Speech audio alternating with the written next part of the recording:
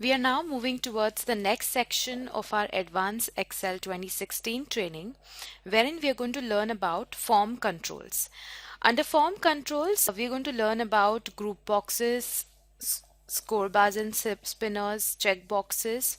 We'll do all of that, but in this video, we're going to specifically learn about group boxes and option buttons.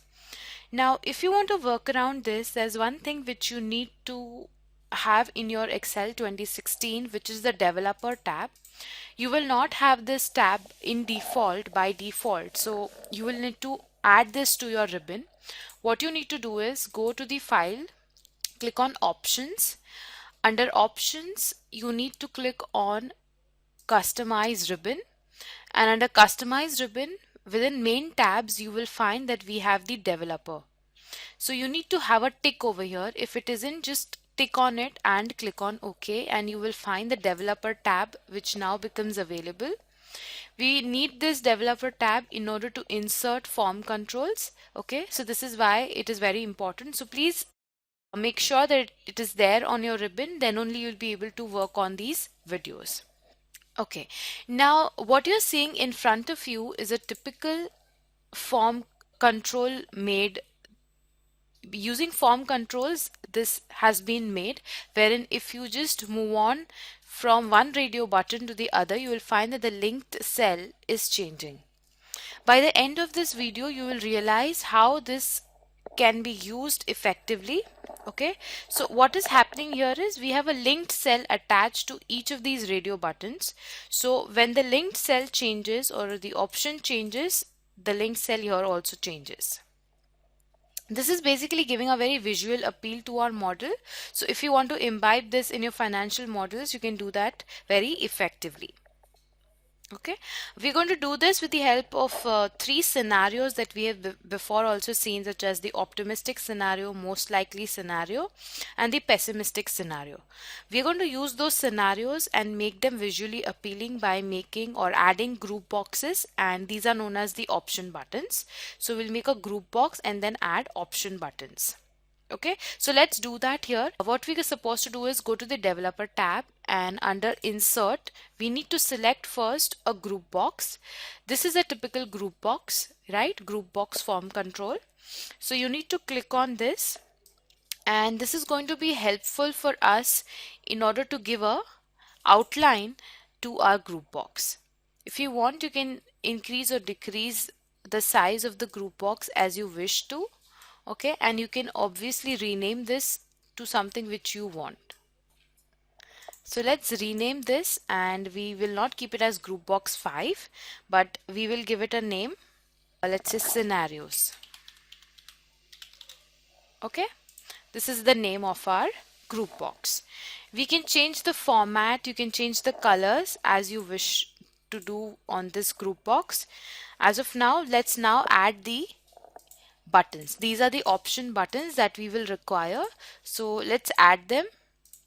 Again, go to the developer tab, insert, and what we now need is the option button. This is the typical option button. You need to click on it, and wherever you want to add an option button, you can do that. You can shift it according to your requirement, and we can rename this. It's as of now option button 6. We will keep it as expected scenario. Okay, so this is our radio button or button number, option button number 1. As of now, we have not linked anything, so even if we select, you see that only that gets selected. But now we're going to add more buttons. So insert one button again, insert, and let's make another option button, and we will rename this to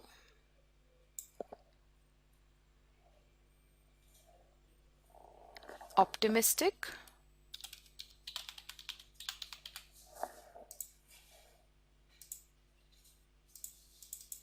Okay, there's some problem in the renaming.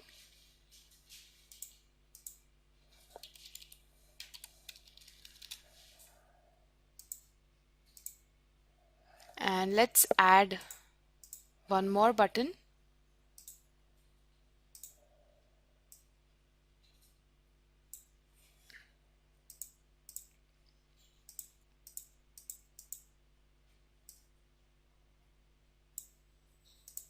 and we shall rename this as pessimistic.